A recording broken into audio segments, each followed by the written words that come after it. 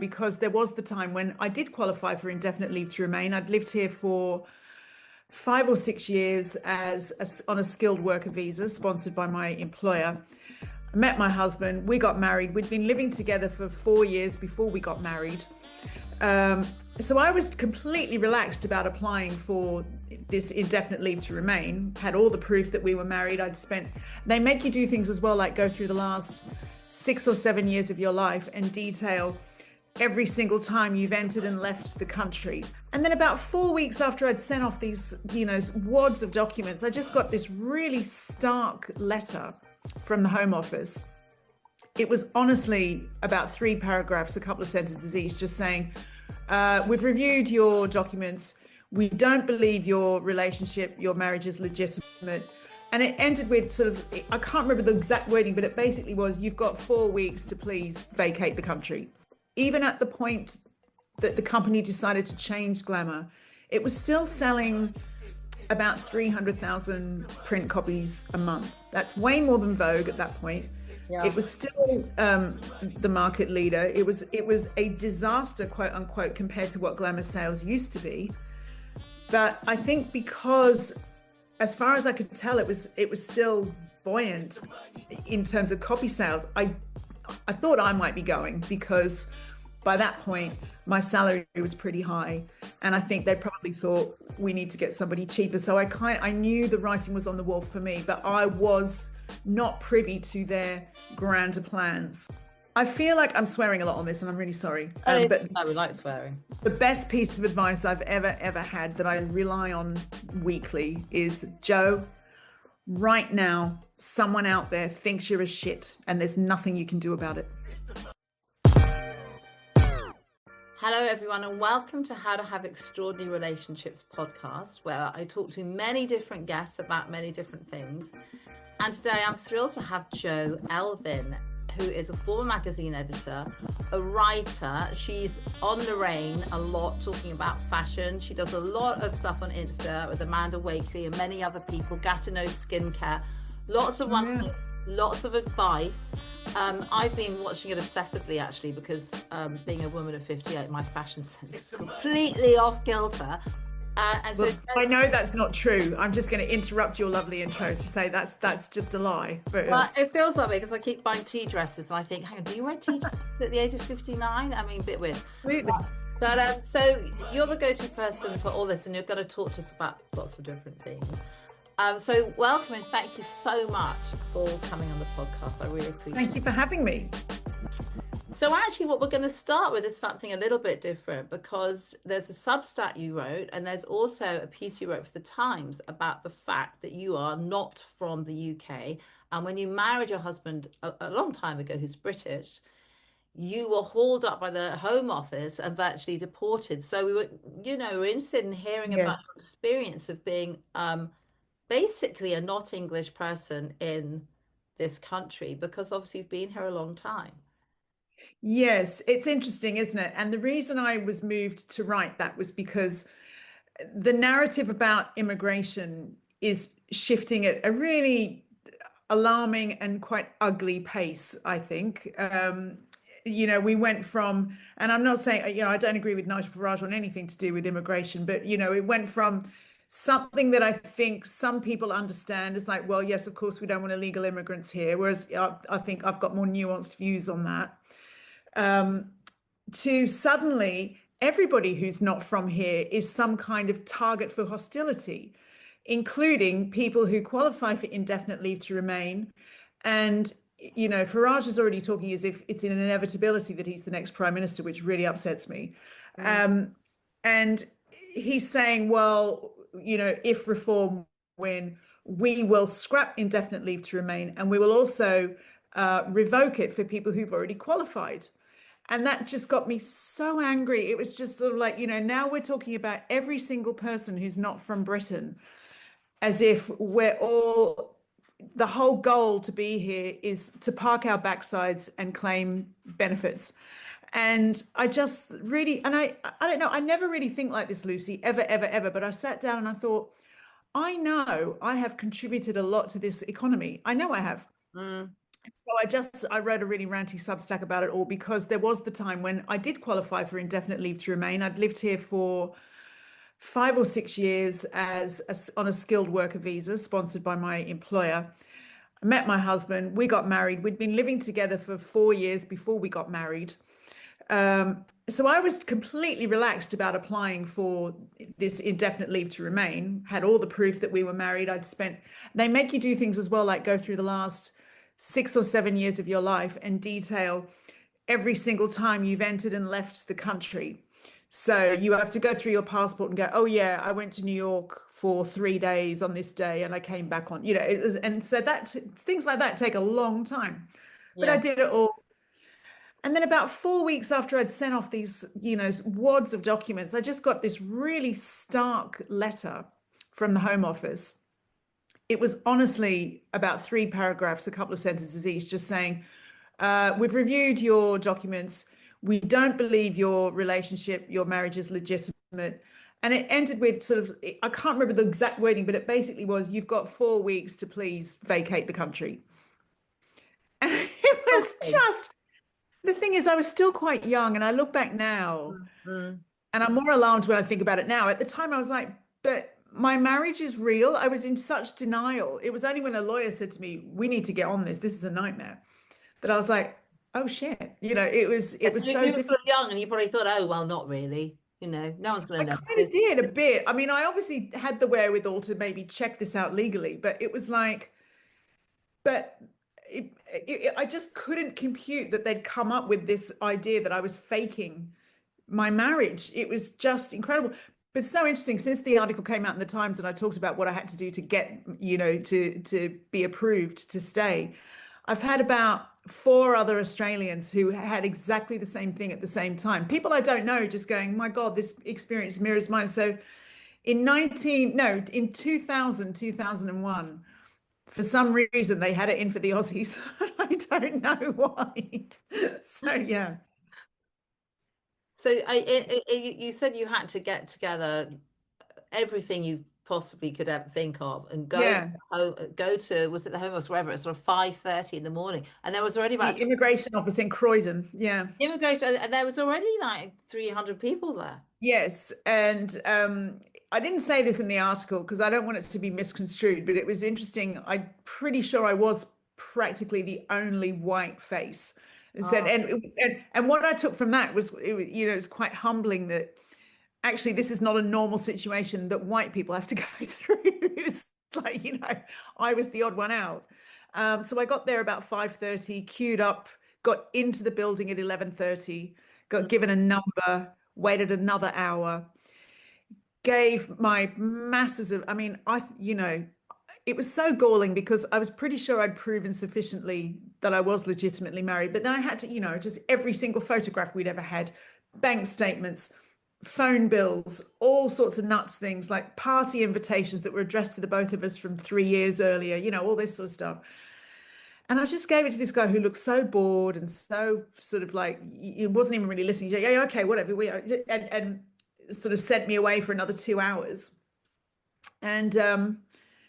And when I really thought it would be like Green Card, where they pulled me into a room and interrogated me and tried to catch me out about, things I got wrong about my husband. I was kind of surprised that nobody wanted to also see my husband at the immigration center. And then they just sort of said, yeah, that's fine, and gave me the sticker in the passport like it was no big deal. such a difficult experience. I mean, It was really odd. Yeah.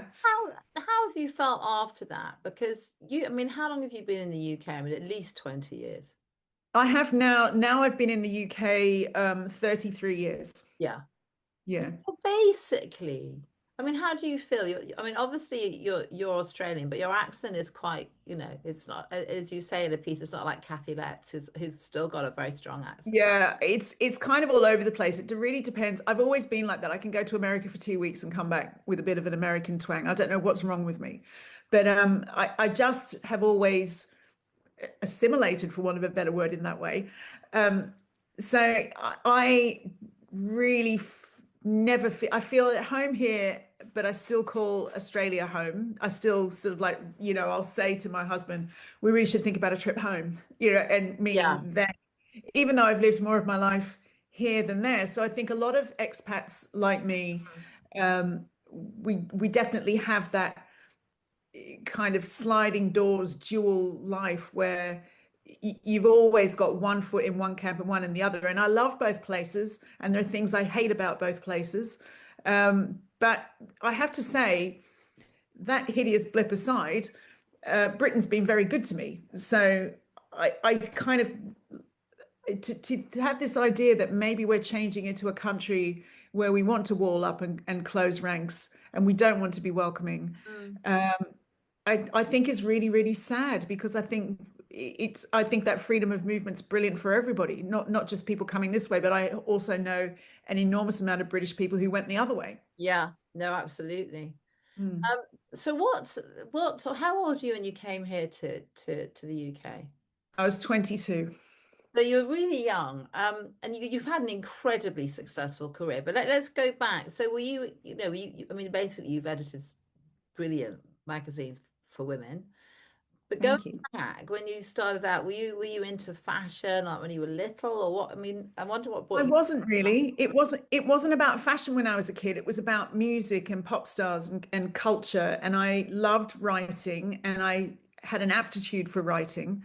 And once I realized that there were people whose job it was to write for magazines, and they got to meet Duran Duran, and that was all I wanted to do. That was it. It was like, I didn't have any noble intentions about becoming a journalist. I wanted to meet pop stars.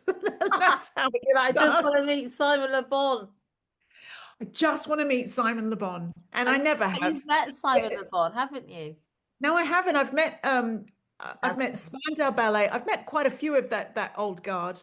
The last one I met recently was Andrew Ridgeley, and I remember accosting him down at Lorraine at ITV and saying, "Wham was my first concert. My dad drove us there. There was a big train strike. We thought we were going to get to go. It was amazing." And he just looked at me like I was a loon, just could not give a shit. But I had to tell him. Of course you did. It's not often Yeah. to meet Andrew Ridgeley. So you went into it thinking, I just want to meet pop stars.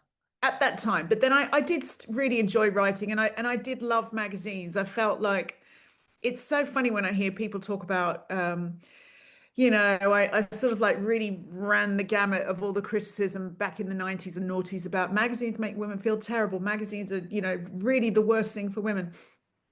And it was like, I think the reason I was able to push back against that was because when I was a kid, magazines were the thing that made me feel good about myself in a world where I was being bullied at school and my parents were bankrupt and I didn't, there wasn't a lot going on. So I found them a bit of a source of confidence. And so I think from a very young age, it was almost like a mechanic with a car. I was just really good at getting under the hood of them and seeing what made them tick. So when I did start a degree in communications, but the whole time I was trying to get internships, and I got some work experience at the teen mag Dolly, which I had read religiously for years. And I understood that magazine. So, sort of like going in for work experience led to an internship there, and I quit university. So hang on, just rewinding. Why were you bullied at school? Just because everyone was bullied at school, or? Possibly. I was very thin, like ridiculously thin. I looked like a boy. I mean, I literally heard two kids arguing on the bus one day about whether or not I was a boy or a girl. I just, and also then when the parents' money troubles started, it was that classic ridiculous thing where you don't have the right clothes and, you don't have the money to go to the things that everyone else is going to. So you miss out on all that weekend thing and hear about it on the Monday. So I was just frozen out a lot. And it was only when I was like reading magazines and got to about 16 and 17 where you grow a bit more mature, I was like, actually, I'm not even sure I even care what these people think. I just have to get through, and you start to realize that school's not forever, which you don't when you're 13. No, you're going to be in it forever. Yeah. So what did you get out of it? When you say sort of magazines made you feel good about yourself, what was it? Was it a different world, or was it kind of hints? Yeah, it was the emotional content of some of the lifestyle magazines. It was like literally, I remember a teacher once saying to us, these are the best years of your life. You're a teenager. I remember thinking, well, fucking hell, if this is the best, then Yeah, I'd rather just not carry on. let me lie down now. Um, and around the same time, I kid you not, an article in my beloved Dolly magazine was titled, "If these are the best years of my life, why am I so miserable?" Brilliant. That's like a brilliant headline. That is a spot on. That's the kind of headline that you and I go, yeah, I get Yeah, it. it's like, honestly, that magazine, like, it was like they were looking into my soul at night and then printing it the next day, you know. And I was like, oh, it was things like that. I was like, oh my God, it's not just me. Oh my God. Oh my God, look at this person. You know, this famous pop star says they hated high school as well. And this Yeah. person who, do you know what I mean? It was like, it was obviously it's just the same old teenage angst that, you know, 'twas ever thus, but I was ripe for hearing that message at that time, I guess. Yes. So it was really meaningful. And I mean, I think that's what you know, when you became a magazine editor, you probably had that foremost in your mind. Did you? Who are my readers? What do they need to Yep. hear? What is it they And want to read? and I've always tried, I think there are magazines that, you know, their job is something different. I think we all feel a little bit poor when we've read Vogue, but that's Oh kind of the point. God, yeah. I mean, it's, Vogue isn't you're no. just like you know, you're just one of us. I mean, Vogue Oh is no, no, no, no, no. That's the whole point. You're supposed to feel slightly outsider and like yeah, they, you know, yeah. they know more than you, like, you know. But I've always wanted to make magazines that made me feel the way the magazines I loved made me feel. Mm. So so I've always, I don't know. I've just always like trying to tap into that empathy, and I hope I've succeeded largely. I remember a comedian once said to me, "I never feel fat when I read Glamour," and that was a moment when I thought, oh, I've succeeded in what I do. That was really nice. I never feel fat when I read them. Yeah.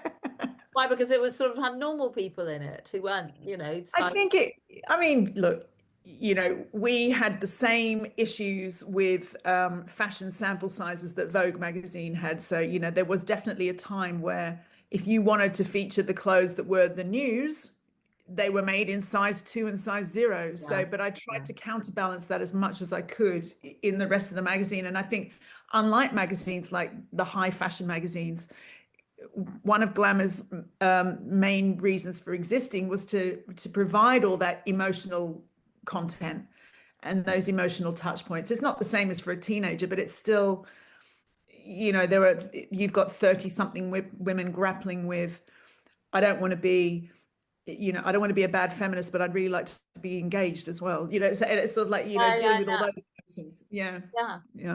So you got an intern. Well, it's not an intern. You got sponsored to come here to the UK, didn't you? That's how it worked. So, Yeah. um, what did you say? So say to your poor parents, bankrupt parents, we poor things. So maybe they're Oh not no, well they got out of it, but there was a few tricky years when I was a teenager. Yeah.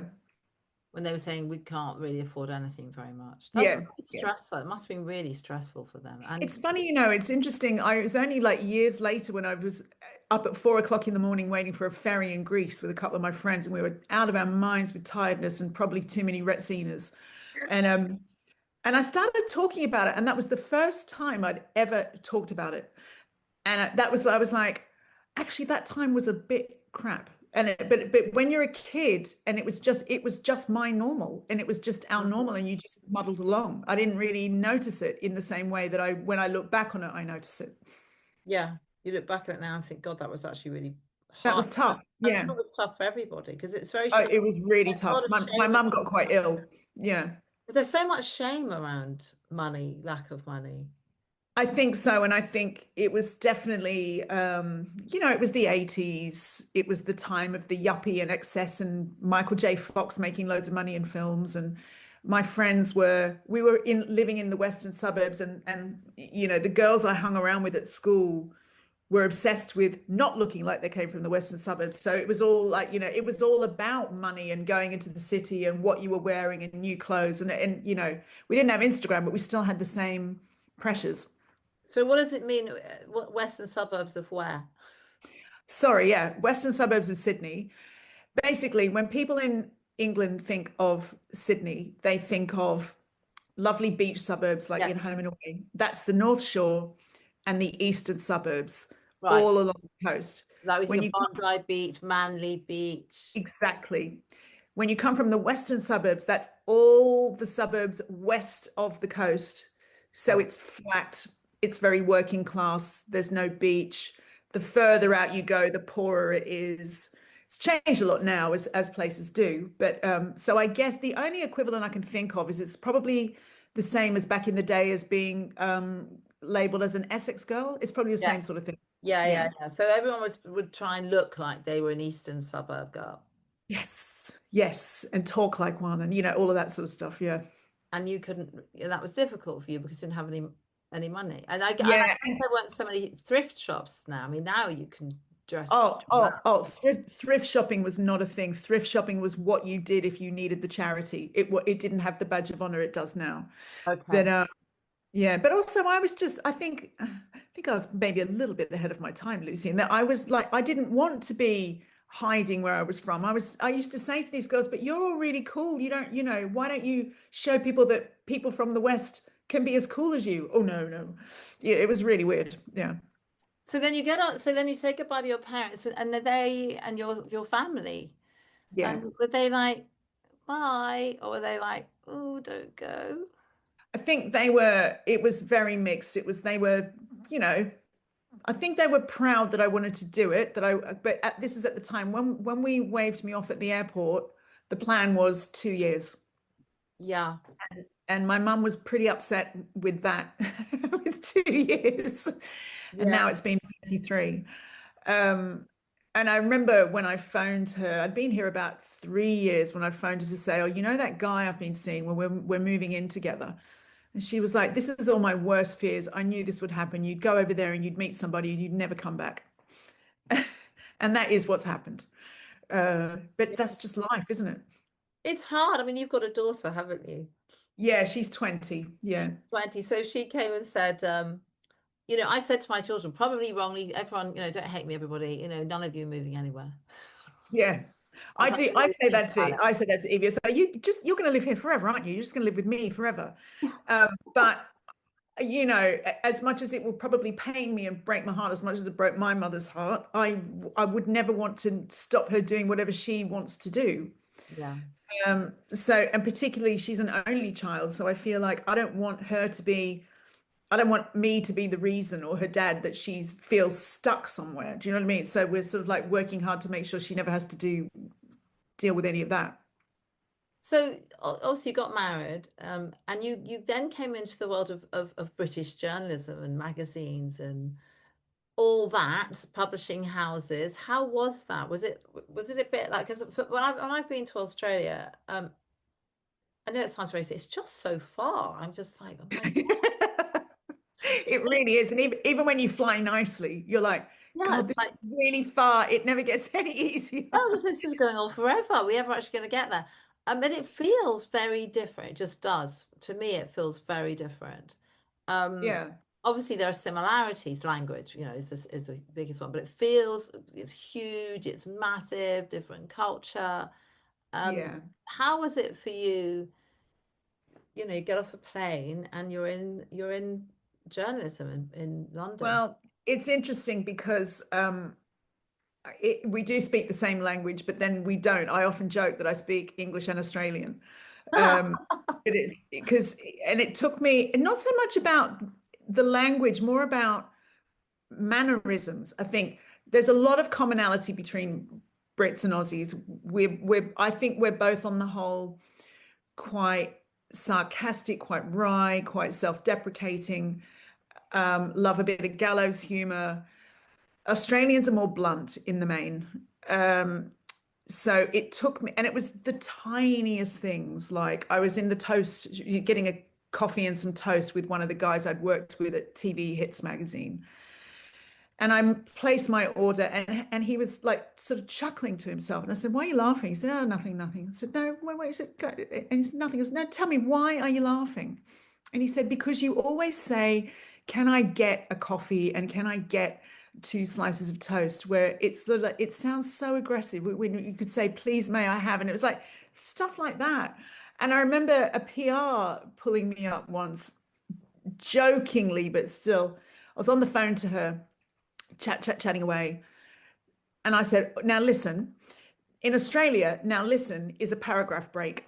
It's Right. not shut up, listen to me. It's like, it's just like, it was subtle things like that that I had to just weave my way through. And the other thing, going straight onto a pop magazine was, I had 25 years of culture to catch up on, like all your things that you grew up with as kids and things like that. But Yeah. I got there. It probably took me about 6 weeks to feel like I had a basic handle on the history of British childhood culture. What was the most confusing thing? Was it poo sticks? Was it apple bobbing? Do you done? Yeah, well, I see apple bobbing to me is like, that's the other thing. You guys didn't get as much American TV as we did. So I learned about that from Happy Days, and I learned all about Halloween things and stuff. Okay, so Um, you knew about apple bobbing. yeah, What we're about trying to think. what about poo sticks? Yeah, I didn't really know what that was. Yeah, I still don't really know what that is. Yeah, Yeah. Okay, so doesn't sound appealing, got to say. Yeah. yeah, that's so funny. I never even saw it that way because for me it's Winnie the Pooh stick. Okay, yeah. So you Yeah. had to kind of, so were there things that people that what was the most confusing for you? You're thinking, what are you talking about? It was probably more, I can't remember. And it's funny enough, my husband still, every now and again, I'll say something. He'll say, what did you just say? And I can still surprise him with an Aussieism every now and again. I wish I could think of one right now. I do remember the very first time I was in a pub and a guy started talking to me and he was from Birmingham. Oh yeah, okay, impossible. And I mean, it's fine now. I've got the ear for everything now, but this poor guy, I kept saying, I'm so sorry. What did you say? It was like, I could not understand that accent at all. I couldn't understand it. I struggled with that, really heavy Scottish and really heavy Irish. But Yeah. then if you do a few weeks in a pub working, you'll be fine. Yeah. So you got there. Yeah. Eventually. Yeah. And obviously Glamour was a huge success. And I mean, you Yes. must have loved your time there, did you? I absolutely loved it. And I actually I do think that I mean, I'd say like an eighth of the success was my Aussiness, was my sort of like positive spirit, the humor, and Mm, my reference point for the way it looked was a lot of Aussie magazines that I grew up with. We'd sort of like come through this place where until Glamour launched, the big, most popular women's magazine was Marie Claire, and that had been the last one that had launched for ages. yeah, And yeah, its tenet was, we're the serious magazine, we're the one that you don't have to be embarrassed to read, we're the intelligent one, and they were all those things. And then I think we'd had a wave of magazines that were a bit more niche, like Nova and a couple of other things that were desperate to show that they were super feminist. And if yes, they had a page on lipsticks because they needed it for the advertisers, they were always apologizing for how silly it was. Then Sex and the City launched just before Glamour launched. mm, And I remember thinking, this is it. This is like, I think we'd think differently now, but at the time, definitely 30 something women really felt like we'd won feminism. And so we didn't need to be aping the guys at work or mm, pretending we didn't want a relationship. We could be successful, independent, and still be unapologetically feminine. yeah. And that's where I think that was the mood that drove Glamour at that time, I think. And you obviously, I mean, there must be a balance, isn't it? Because I think what people don't understand and why worried about magazines is that you're having to also get advertisers. Yeah. So you can't just do whatever you want to do, can you? It's not a totally blank canvas. No, not at all. I mean, certainly, and I have a lot of sympathy for the pro advertising part of that. If you're out there, you make pretty much 50% of your money from copy sales and 50% from advertising. So you have to go out to advertisers and say, you need to be in this magazine. No, forget Marie Claire, forget InStyle. This one's the one. Mm, Now, if you've said that and said, our readers are absolutely who should be looking at your product, if they don't see that reflected at all organically in editorial, then I can understand them feeling like, well, thought yeah, you said we were two. So yeah, there's that balance. That said, there was always a lot of people, a lot of brands who would never advertise in Glamour for one reason or another, whether they were too small to have the budgets, and that didn't preclude people from being in the magazine. So I just tried to balance that as best I could. every now and again, there were things I would push back on.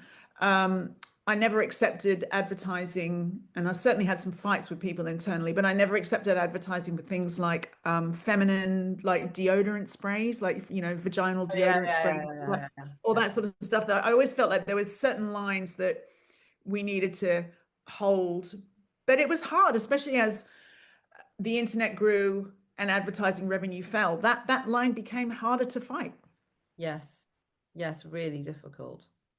I Because mean, it makes me laugh. Like people would say to me, "Oh, when Glamour, when I got made redundant and Glamour changed and went down to 2 print a year and all that sort of thing," and people were saying to me on the internet, "Well, I'm not surprised people have stopped buying it. There's just too many ads in it." And I was like, "No, that is the whole reason it's folding because there were not enough ads in it." So yeah, yeah.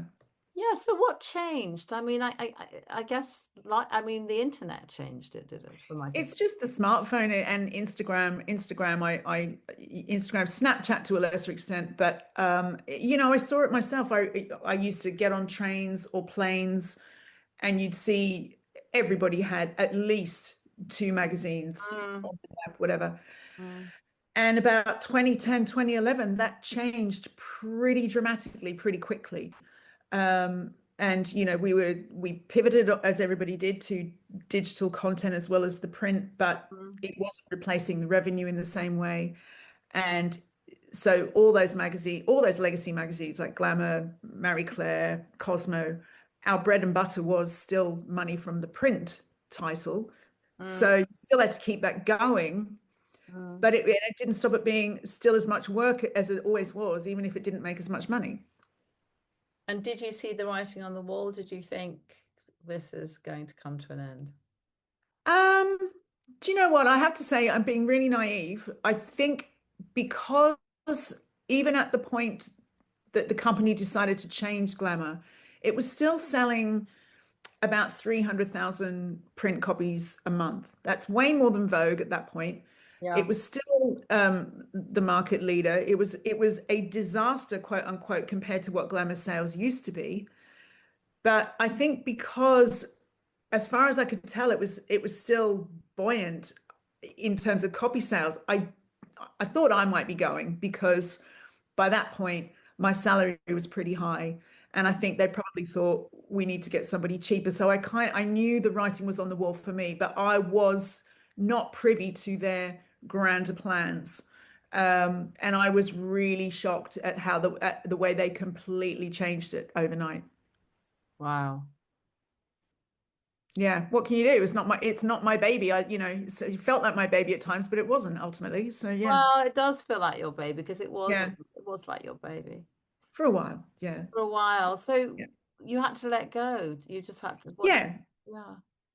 To be honest, it was I've written about this before, but it was a decision I never would have made for myself because I'd sort of institutionalized myself. I was too scared to see like I honestly thought that once I wasn't the editor of Glamour, that the phone would stop ringing and it would be like I died. So even though I knew I'd probably stayed there too long, I Mm. was too scared to leave. So as heartbreaking as it was in many ways, when the decision had been made for me, it was sort of a relief. It was like, well, okay, now I have to figure it out.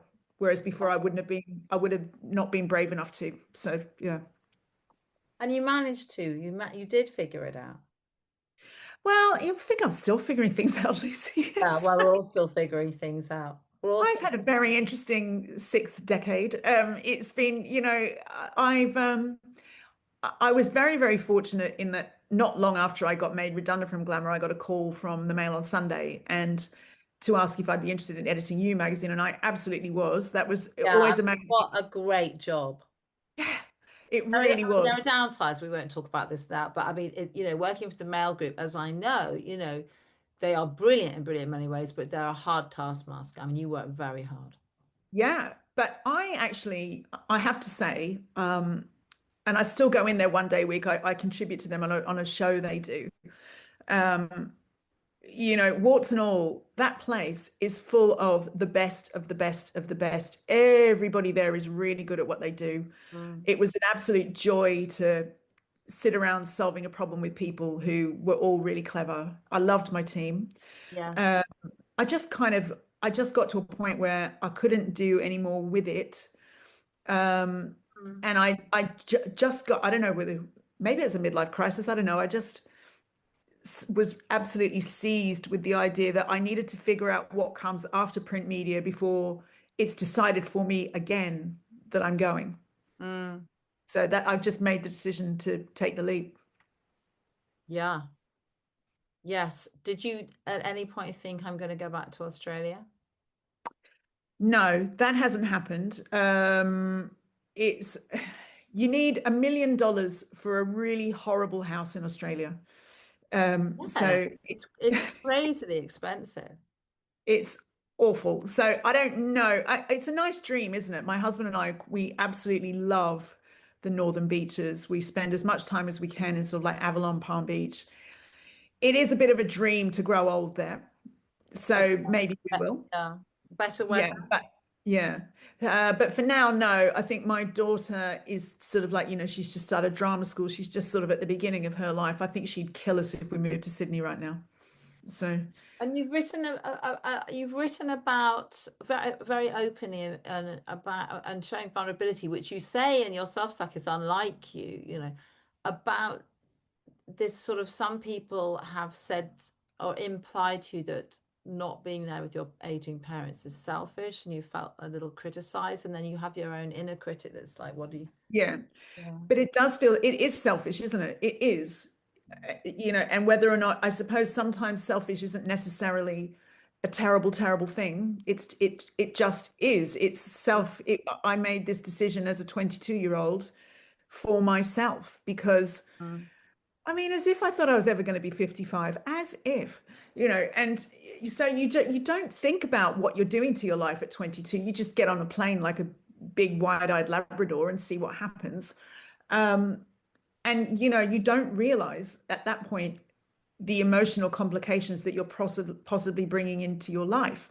And, I feel terrible for my parents. Don't see my daughter very much. I really do feel terrible about all that stuff. But it's also, I know as a parent, I wouldn't deny my kids to do what they wanted to do. And, the irony is my mum was always like the huge architect of do what you want, go and get a career, go and see the world. I think she probably didn't mean for me to, take it to the extreme that I have. But I don't know. I think they're proud of me but also probably sad. But I think we've also kind of all just made our peace with this is the way it is. Yes. So I don't know. You about it. You were saying that part of you gets really sort of cross about or upset with them. Yeah, I don't know if cross is the right word. Probably just a bit pained because I know that it does make me examine that part, and it's not comfortable to examine that part, but it is the reality of my life that I've put into motion this situation now where I don't see my family very much. I will add to that my mother and I, as when I was a kid, we never got on. We could barely be in the same room together. So I think in some ways, it's been great for a relationship. So, she would agree. I mean, I go to Greece as much as I can do because it's my spiritual home. And my mother, who's 92, finds it very difficult. And I keep saying to her, we can FaceTime. We can, Yeah. But she won't do it. I mean, in many my parents don't like it. Yeah. Right. In many ways, you could have a conversation with your parents every single day as if you're in the same room with them. Yeah, yeah. But I'm feeling, I also feel guilty on behalf of my siblings. But I'm forever saying to my sister, who takes a lot of the load of, not that they're a load at the moment, but they are getting older, and they've moved to near her, so she's the one who, if someone needs a lift, that it's all of that stuff. And I'm always saying to her, I will be there. And there was, at the beginning of last year, my mother was very ill for all of January. And I kept saying, let me come out, because they had loads of animals to look after. And all my family was like, honestly, there's not a great deal you can do. Let's save this card for a time when actually we really do need you. But, so it was tough.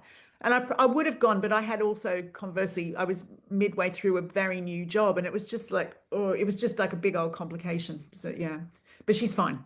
So what you make sure I think of is that you have a slush fund, as it were, so that Yeah. if you have to get a ticket and go. Oh yeah, 100%. Yeah, always. Yeah. And so obviously the other big area in your life, I know we're on time, is fashion. And Uh, I mean, that was a segue. I know it was a big, but I mean, That's what magazine editors love. Sort of like, yeah, from one thing to another. Menopause one page, boiled eggs the next. All day next. Yeah. Because I really, so tell me about your relationship with fashion. I just want to be told what to wear. I just want people to Oh, tell really? me. Yeah, I'm desperately told what to wear. I mean, I'm just like, what I'm useless at knowing what to wear. And so I don't think that's true, for one thing. I've seen you. I see I've other seen you women. about town. I see other women, they look very well put together. So you do a lot, you do some stuff with Amanda Wakely, don't you, where you look at Yeah. products, as it were. And Yeah, we just did this little YouTube show called Friday Night Fashion, and it's really weird. It's not numbers wise, it's not setting the world on fire, but I get stopped in the street a lot now, so I think it's growing. It's like people just saying they really like it. Yeah. And I suppose it's fashion through the midlife lens, really. Yes. But whereas I think, Amanda and I both love fashion. Obviously, she was a prolific designer. I'm just a shopaholic from way back when. And I don't know. I think that what we have in common is we love clothes and we love getting dressed. And I think that, when I hear people like you say, I just want to be told what to wear, I think that I love to try and shift that mindset in people where they feel like fashion is this test they have to pass. Yes. And I don't want it to be like that. I used to be like that when I was a kid, and I probably was in my 30s by the time I grew any confidence in that area. I used to hide in clothes. And that's absolutely right. Yeah, do you know what I mean? Yeah, when I was a kid, I just always thought I was wearing the wrong thing. Yeah, and that's the thing. That's what I say when it's like, magazines like Vogue, it's part of the point is to make you feel like that. It's like, it was the wrong thing. I remember wearing a cat suit that I loved, and I remember looking at some magazines like no one was wearing a cat suit, and I thought I've got it wrong again. Oh, but you know what? That sounds to me like you had it absolutely right, and that's the thing that I think a lot of women. Let's go shopping because I would love to change this because I was saying I can't remember what I was wearing, but I got on the bus a few weeks ago, and this woman slightly older than me, honestly, she looked at me like I was covered in shit. It was like she gave me such a look of abject disgust at my outfit. And I remember thinking, do you know what? All I care about is that I like this. That's all I care about. And that's what I want for everybody. Yes.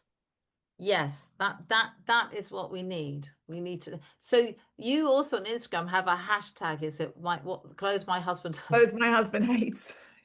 Yeah, he pretty much hates most of my clothes. Why? Why does he hate? Because I like jumpsuits. I like color. I like flares. I like clashing prints. I like hats. He likes. He's another one who just likes to not be noticed in his clothes. He is button-down shirt and chini. Well, he's a man. He's a and man. He works at the Telegraph. Coleman Domingo, whatever his name is. I mean, men are now, I think, men are on the catwalk look amazing. Men red carpet look amazing, but most men look exactly the same. Yeah. So I think that, I don't know. It must be weird for him because he met me when I did used to hide in clothes, like a baggy pair of jeans and a white shirt. And now I wear dungarees that wouldn't look out of place on a toddler, and I'm happy. And and so I think that he's sort of like, who have you become? But it's all good natured. It's like he doesn't care. He would never stop me wearing something. He just finds it all quite funny. So yeah.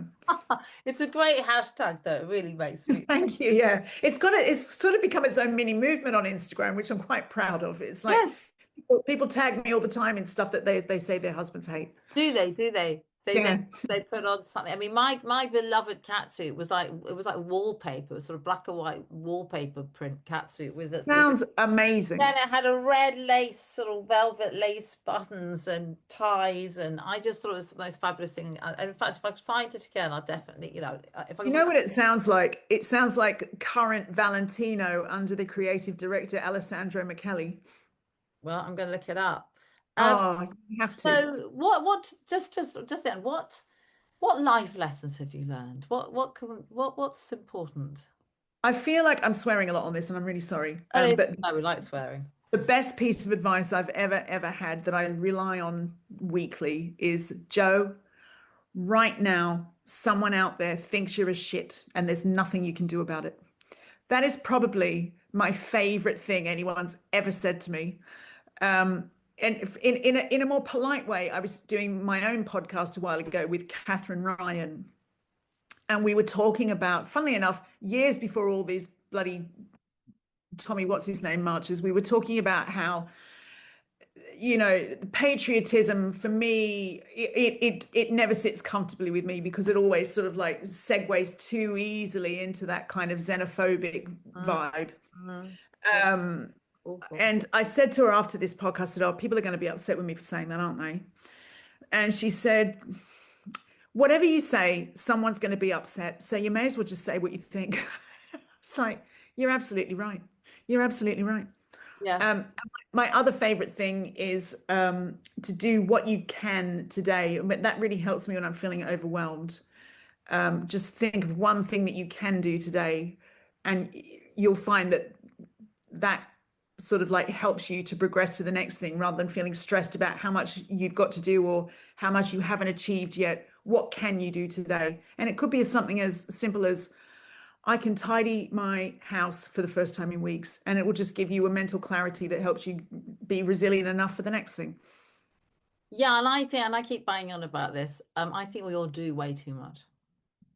I know I do. I'm an absolute mission to do as little as possible. Yeah, it's just like, if only that paid well. Yeah, I mean, I feel I've been doing for a very long time. I think that's the mood that came over me. It was like, what was it, 3 years ago now? I just thought, God, I've never done anything but work full throttle, full time. Sick of this. Yeah. It's like, yeah. No, I think it's interesting. So what do you do with that? I mean, I woke up the other day and I thought, my God, I'm going to die. And all I've done really is work. And I'm not really sure if that's actually how I want to live my life. Well, what I did was I had a meeting with my financial advisor, who assured me that because I've been a good, sensible girl in my full-time work, I wasn't going to be out on the streets if I had a lull period. So I took some time out to figure out what I wanted to do. Ah, you did? Yeah. I mean, I ended up running a charity for a couple of years, which was not the best fit for me, but I'm really proud that I tried. And I think I managed to do some good things there. So that's what you did. And then where did you get to? So you I mean, I think it's okay, a sabbatical, if you can afford it, and it's very hard to know if we can or we can't, but a sabbatical is a good idea. You just take a bit of Definitely. I've never managed that. I've never felt relaxed enough to have a sabbatical. But it's taken me 18 months to feel comfortable as a freelancer, and to not be crippled with anxiety if the phone hasn't rung all day on a Wednesday. Do you know what I mean? It's like, so I've kind of like made my peace with that, and I'm gotten better at, if I do feel like there's a slow phase coming, I've gotten better at thinking, okay, well, what can I do to generate some work for myself? And I've gotten better at that. But it comes with experience, doesn't it? Yeah. Yeah, and I think also it comes with who we. I mean, I'm probably a natural freelancer or work by myself, because I'm not very good at rules. Yeah, I think I used to be. I got grumpier and grumpier about rules. Yeah, like if someone says you can have 6 weeks holiday a year and you can only take it here, I'm just like, yeah, no. I'm just like, well, I've got to book in holiday. It's like not going to happen. So I'm a kind of, but with that comes anxiety. Absolutely. Yeah, you're a Gen Z in a Gen X body.